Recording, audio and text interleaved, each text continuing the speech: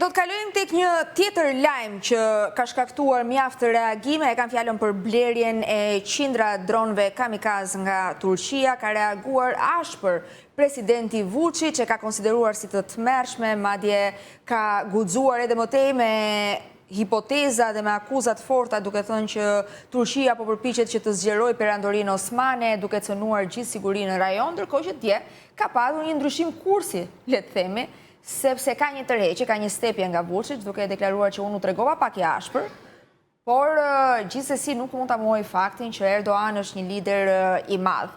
Pse?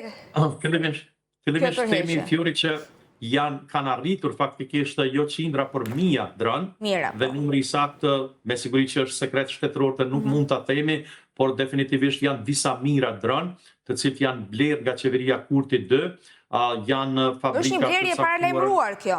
E kemi diskutuar. Janë blerë shumë më herët. Jo tani. Mirë po ajo që ishte senzacionale, nëse mund të themi, që erdhen faktikisht disa muaj më herët se që ishte paraparë me kontratë.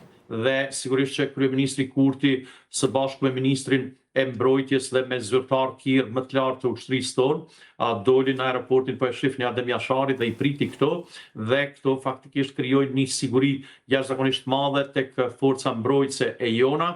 Mirë po atë që e bëri Vučić duke sulmuar edhe presidentin e Turqisë Erdogan, ne duhet ta themi që Serbia pashtu ka blerë dronë dhe ka blerë faktikisht armatim shumë të fuqishëm dhe... Mos harrojmë një flotë të tërë nga Franca, para disa kohësh. Ka blerë nga Franca, po e them që nga Turqia ka blerë armatim edhe Serbia. Kështu që besoj që deklaratat shumë të ashpra që ishin fillimisht të presidentit të Serbisë, ato faktikisht të shpërndan, sepse tani në botë në kohën kur jetojmë asgjë nuk mbetet hermetikisht e mbyllur, dhe ai si stati ju paksa u tërhaq për shkak se sigurisht ka pas reagime nga institucionet përkatëse të Turqisë. Po e them edhe një herë, Turqia i shet armatim edhe Kosovës, edhe Serbisë, edhe shteteve të tjera dhe i shet armatim të njëj.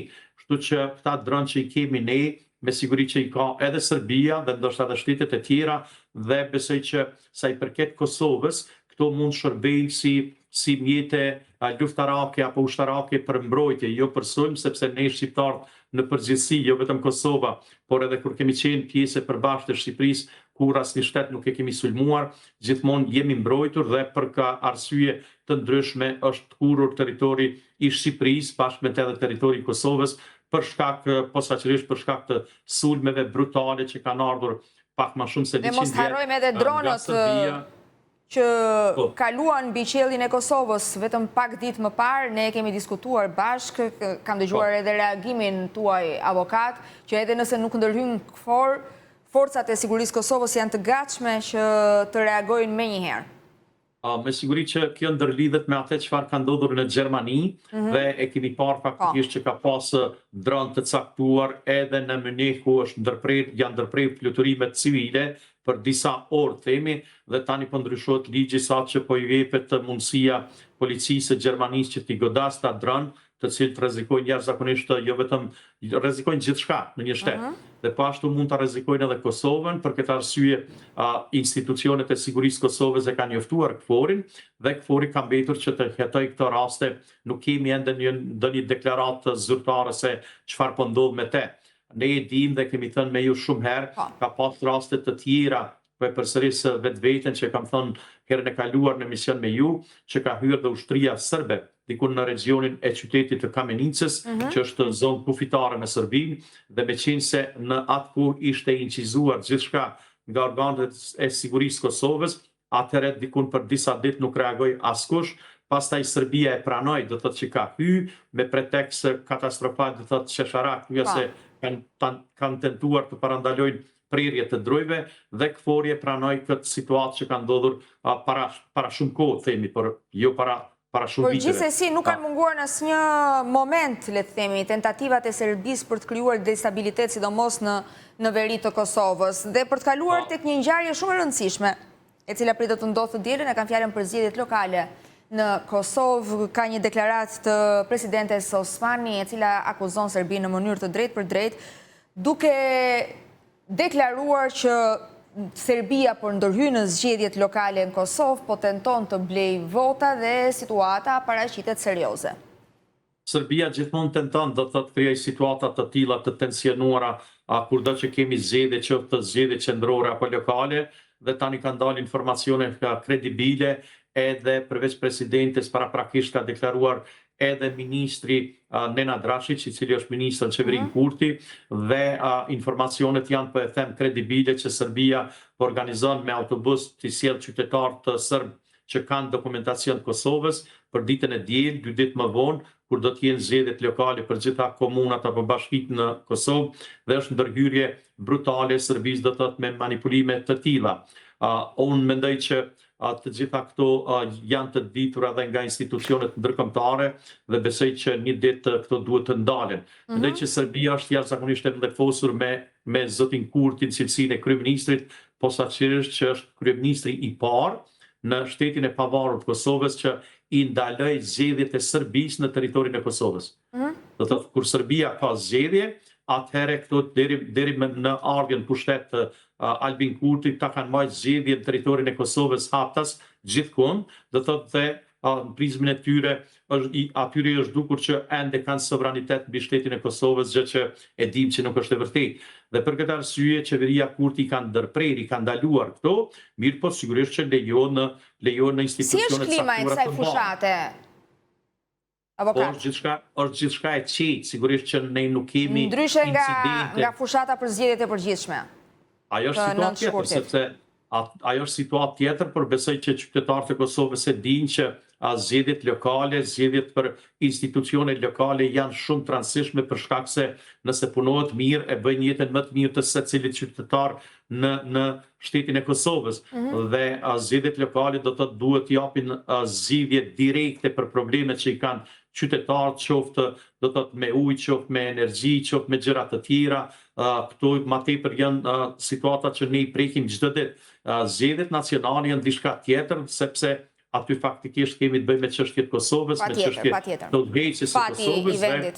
Dhe tani pa mpyetur fare jo, po ditën e sotme do të jetë faktikisht vazhdimi i konstituimit të kryesisë. Aty do kaloja pikërisht tek po. E qartë. Sepse 2 ditë më herët unë nxorr faktikisht në tërësia gjykimi gjykatës kushtetuese, i cili faktikisht nuk ka ndonjë përmbajtje tjetër. Në fakt nuk ka dhënë asnjë zgjidhje kushtetuesja. Çfarë pritet të ndodhë sot? Sot do të tentohet sipas urdhëresës së gjykatës kushtetuese që të vazhdoj me votimin e nënkryetarit të 5. Po pse ndodh kjo? Ndodh sepse gjykata e lë këtë hapësirë?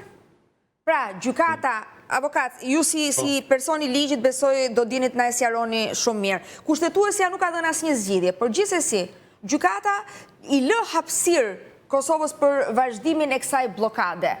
A është një nonsens i gjithë ky? Absolutisht është nonsens dhe është e pakuptueshme spaku për mua që deri më tani prej zgjedhjeve që kanë qenë me 9 shkurt të këtij viti dhe pas faktikisht i kemi 4 aktgjykime të cilat thujas janë përshkrim i njëri tjetrit. Më herët fjorin aktgjykimin e kaluar gjykata kushtetuese ka deklaruar që duhet konstituohet parlamenti i Kosovës për brenda 30 ditëve. Mirë po asat herë nuk ka dhënë një zgjidhje se çfarë do të ndodhë nëse kjo nuk arrihet. Tani ka urdhëruar që kjo të bëhet brenda 12 ditëve, do të ditët e mbetura nga koha kur është zgjedhur kryeparlamentari zoti Dimal Basha dhe janë zgjedhur 4 nënkryetar. Që po i bie problemi po mbetet tek nënkryetari nga pakica serbe që jeton në Kosovë. Po çfarë ndodh sot nëse në orën 10, sot mblidhet kuvendi i Kosovës në orën 10, nëse nuk arrin të konstituohet? Jo, këto e keni sepse këtë termin të garantuara nuk e përdori fare, do thotë as në punën time si avokat dhe thuaj se as pun tjetër, por këtë radhë po e them, e kemi të garantuar që sot nuk do ndodh asgjë. Po çfarë do ndodh pas 12 ditësh, pra çfarë pritet? Se kjo është e paqartë. Pas 12 ditësh nuk e dim për shkak se gjykata kushtetuese nuk ka dhënë asnjë sqarim. Mirë po për ditën e sotme, vazhdoj ta them atë çfarë po mendoj, nuk do ndodh asgjë. Për shkak se pas nesër 2 ditë më vonë kemi zgjedhjet lokale. Dhe sigurisht që votimi eventual nga shqiptarët i dikuj prej listës serbe që kanë mbetur në prizmen e vetëm 2 kandidat potencial, do t'i shkaktonte dëme të pariparueshme posaçërisht për zgjedhjet lokale që janë 2 ditë më vonë. Kështu që ditën e sotme do të jetë edhe një tentativë e dështuar dhe do të shohmi pas të hënës se çfarë do të ndodhë. Mendoj që është e garantuar, themi apo e sigurt që lëvizja vetëvendosje në asnjë variant nuk do të votojë diken nga lista serbe, sepse do të ishte faktikisht një vetvrasje politike, mirë po gjërat mund të ndryshojnë nëse duket sikur e gjithë kjo kokforci, le të themi, në thonjza, do të shojnë drejt të zgjedhjeve të parakoshme. Po, ishte edhe në seancën e kaluar, do thotë në gusht kur është zgjedhur kryeparlamentari, ishte propozimi i lëvizjes vetëvendosje që të zgjedhet nga pakica serbe, nga serb faktikisht Nenad Rashić, i cili është një qytetar i cili e pranon realitetin, e pranon pavarësinë e Kosovës dhe gjithmonë thuja se ka qenë institucionet të Republikës Kosovës, mirë po është lojal ndaj shtetit të vet, ndaj shtetit Kosovës. Dhe arriti 55 vota, kështu që i bie për 6 vota ne nuk arritëm që ta zgjedhim nën kryetarin nga pakica serbe, dhe për këtë arsye u dërgua rasti në gjykatën kushtetuese. Mendoj që mund të kemi edhe rezultat pozitiv, por nuk besoj ditën e sotme që nëse bie situata juridikisht në rregull që të zgjidhet dhe të votohet Nenad Rashić, atëherë gjithçka do të jetë mirë dhe do të jetë të tejkalueshme. Mirë po, është problematike lista serbe, sepse ajo gjithmonë prej që është themeluar, do të thotë ka diku në vitin 2014, gjithmonë ka qenë armiqësore ndaj shtetit Kosovës, nuk e pranojnë realitetin, nuk e pranojnë pavarësinë e Kosovës. Ne kemi diskutuar, avokat. Por për shkak të pakës së afisarit, do thotë ata i kanë ulëset e rezervuara, jo si ti serbe, por si serb, si pakicë serbe, dhe i kanë 10 vendet të siguruara apo të garantuara Parlamentin e Kosovës, pa marrë parasysh se sa vota vinë. Mirë po situata Fjori ka ndryshuar drastikisht në të keqe, do të nga një keqe e madhe kemi kaluar të një keqe katastrofale, sa që një pjesë e tyre janë shndruar në terrorist. Dhe ju e dini që nën kryetari i listës serbe Radojčić, por është fakti që janë lejuar terroristët të largohen nga territori i Kosovës në shtatorin e vitit 2023, kur ndodhi sulmi i Banjskës, le vend për shumë abuzime, për shumë komente dhe është përdorur madje edhe politikisht. Pra, sepse duket sikur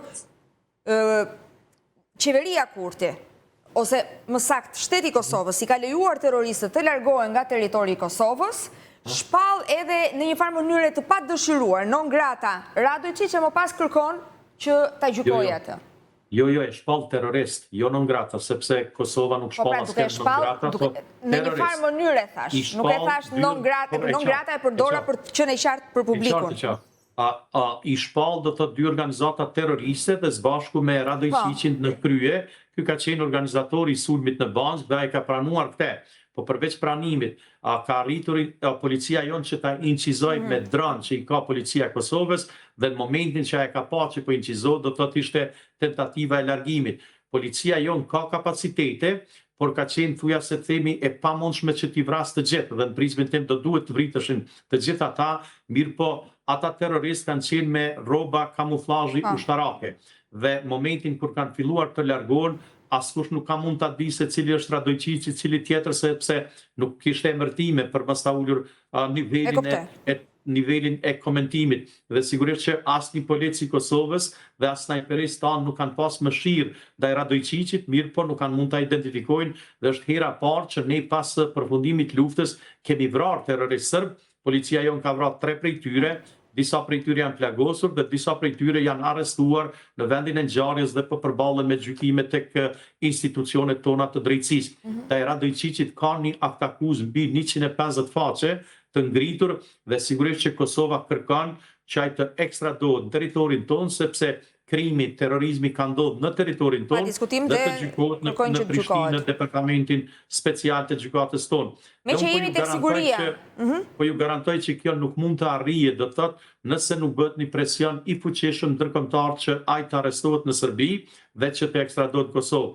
Mirë po, duke i ditur lidhjet e tij shumë të fuqishme, edhe politike dhe biznesore, dhe do dilte gjithçka në sipërfaqe, unë mendoj që Radojčić faktikisht e shantazhon presidentin e Serbisë dhe për këtë arsye kushtimisht themi Serbia më parë do ta ekstradonte vetë presidentin e Serbisë për në Kosovë, një figurative po e them se Sara Dojqiqin, sepse do t'ju dilte skandal i përmasave tepër të mëdhaja sa që pushteti i Serbisë nuk mund të qëndronte në krye me Vučićin si Dhe me që jemi tek siguria, ne kemi diskutuar shpesh, ka patur ngjarje vërtet të rënda që kanë tronditur opinionin publik, jo vetëm Kosovë, po kudo. Madje ju keni qenë avokat edhe i palëve të dëmtuara shpesh herë, ndërkohë që vihet ende në dyshim rendi dhe siguria, madje duket sikur po përkeqësohet. Jo më larg se dje një 13 vjeçar është konstatuar me armë në një shkollë në Ferizaj. Çfarë po bëhet në këtë Siguria drejtim? është pak a shumë e njëjtë si në Kosovë si në Shqipëri. Patjetër, po flasim për Kosovën në këto momente. Po ne kemi fatkeqësisht ende shumë armë të pa autorizuara. Një 13 vjeçar me armë është skandaloze, është rrezik pa diskutim për të gjithë. Është rrezik potencial për gjithçka dhe këto armë pa leje, institucionet të paraprakisht institucionet e Kombeve të Bashkuara, unë miku ka tentuar disa herë do të thotë që ti grumbulloj këto duke dhënë amnesti për ata që i dorëzojnë dhe mos ketë të ndjekje penale. Kështu e ka bërë edhe institucionet e Kosovës pas pavarësisë, mirë po për shkak të luftës dhe për shkak të mentalitetit ton shqiptar që kemi kudo që jemi në rruzin toksor, ka ende numër të madh të armëve të paleje. Mirë po momentin kur fëmijët marrin në duar të tyre armë të zjarrit, atëherë është shumë e rëndë për shkak se krijohet një pasiguri dhe mund të ketë pasoja të pariparueshme. Patjetër. Dhe pyetja e fundit, duke qenë se pas nesër janë zgjedhjet lokale në Kosovë, Prishtina si një nga bashkitë më të mëdha pa diskutim që ka dhe interesin më të madh. Unë nuk dua që ne të bëjmë fushat avokat, por thjesht për të mbetur tek emra. Do të jemi në një lidhje direkte bashkë, shpresoj të kemi edhe ditën e diel, sepse Top News do të përcjell zgjedhjet lokale në Kosovë më datë 12 tetor, që prej mëngjesit herët janë lajmëruar që do të ketë 5 konferenca nga Komisioni Qendror i Zgjedhjeve, madje tashmë është çdo gjë e përgatitur, sot janë edhe mitingjet përmbyllse për secilin kandidat. Përparim Rama, Urani, Smajli, Hajrullah Çeku. Do doja vetëm nga një fjali për secilin, pa bërë fushat. Nuk mund të komentoj të tjerë përveç Hajrullah Çekut, i cili do të ishte zgjidhja më e mirë, jo vetëm që është kandidat. Duke qenë se ka qenë dhe ministër dhe jo vetëm që është kandidat nga lëvizja vetëvendosje, besoj që është më i miri dhe besoj që pa për fushat, unë thash nga një fjali. Vetëm një fjali. Për shkak se në prizmin tim, në momentin që kemi partinë e njëjtë në pushtet, do të thotë partia që është në pushtet, qendror, qeveria, thjesht, dhe në pushtetin lokal, atëherë gjërat shkojnë mirë për kryeqytetin. Pak a shumë është e njëjtë do të thotë me zhvillimin e Tiranës. Dhe kur këto nuk përputhen, nuk është që shkojnë punët edhe aq mirë. Sigurisht që ne ju dëshirojmë sukses secilit prej tyre që garojnë, por ne kemi pa çfarë punë ka kryer, për shembull zoti Rama, përparim Rama këto 4 vite, dhe mendoj që nuk janë edhe aq punë të mira. Kështu që gjithmonë duhet japet shansa dikujt tjetër. Këtë rast shpresojmë që ta kemi Hajrullah Çekun, kryetar të Bashkisë së Prishtinës, dhe duke e ditur që e kemi edhe qeverin Kurti, atëherë besoj që Prishtina do të përfitonte shumë. E mbyllim këtu, avokat, e mbyllim këtu. Unë ju pres me shumë dëshirë dhe me shumë kënaqësi ditën e diel për të komentuar bashkë procesin zgjedhor për lokalet në Kosovë. Do të jemi bashkë herët në mëngjes dhe për gjatë gjithë ditës Top News do të përcjell hap pas hapi këtë proces. Faleminderit. Faleminderit për mundësinë, faleminderit. Do të kalojmë në një hapësirë publicitare, rikthehemi pas pak.